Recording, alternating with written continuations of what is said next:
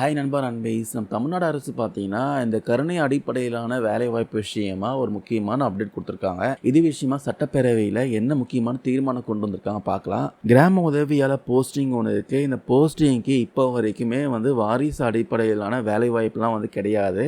ஆனா, இனிமேல் பார்த்தீங்கன்னா, அத மாற்றி எழுதியிருக்காங்க. இனிமேல் வாரிசு அடிப்படையிலான வேலைவாய்ப்பு இருக்கு சொல்லியிருக்காங்க. இந்த போஸ்டிங்ல இருக்க கவர்மெண்ட் எம்ப்ளாயீஸ் யாராவது இறந்துட்டாங்கன்னா, வாரிசுகளுக்கு கருணை அடிப்படையில வேலைவாய்ப்பு வழங்க தமிழ்நாடு அரசு முடிவெடுத்திருக்காங்க. மொத்தம் 4000 பேருக்கு வேலைவாய்ப்பு வழங்க போறாங்க. இது வருவாய்த்துறைக்கு மிகப்பெரிய ஒரு நிம்மதியை ஏற்படுத்தியிருக்கு. இந்த கிராம உதவியாளர் பதவிக்கான அடிப்படை தகுதி என்னன்னு பார்த்தீங்கன்னா, குறைஞ்சபட்சம் 5ஆம் வகுப்பு தேர்ச்சி பெற்றிருக்கணும். தமிழில் எழுத படிக்க தெரிஞ்சுக்கணும். வட்ட எல்லைக்குள்ள நிரந்தரமா வசிப்பவரா இருக்கணும். வண்டி ஓட திறன் இருக்கணும்.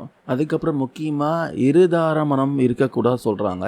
அதாவது ஒரு நபருக்கு ஏற்கனவே திருமணம் ஆகியிருக்கும், இருந்தாலும் சட்டப்பூர்வமற்ற முறையில மற்றொரு கூட பார்த்தீங்கன்னா திருமணம் செய்து கொள்வாங்க.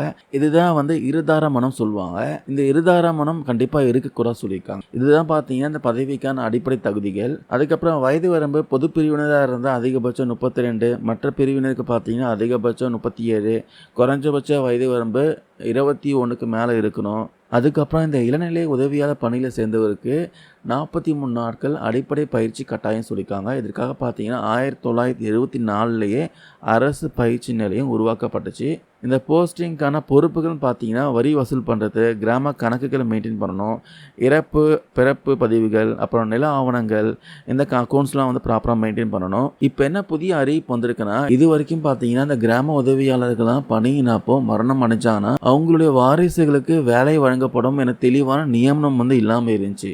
ஆனால் இப்போ முதலமைச்சரின் உத்தரவின்படி பார்த்தீங்கன்னா வாரிசுகளுக்கு வேலை வழங்கப்படும் சொல்லியிருக்காங்க. இது முக்கியமாக வருவாய்த்துறையுடன் மட்டும் இல்லாமல் மற்ற துறையிலையும் பார்த்தீங்கன்னா இது நடைமுறைப்படுத்தப்படும் சொல்லியிருக்காங்க. அப்புறம் இவங்களுக்கான காலமுறை ஊதியத்தை மாற்ற முதலமைச்சரை கூட கலந்து ஆலோசனை பண்ணி முடிவு செய்யப்படும் சொல்லியிருக்காங்க. இப்போ முதற்கட்டமாக 4000 வாரிசுகளுக்கு அரசு வேலையை வழங்க போகிறாங்க. இந்த பதவியில் நான் ஷேர் பண்ண அப்டேட் யூஸ்ஃபுல்லாக இருக்கும்னு நினைக்கிறேன். தேங்க்யூ நண்பர் அன்பீஸ்.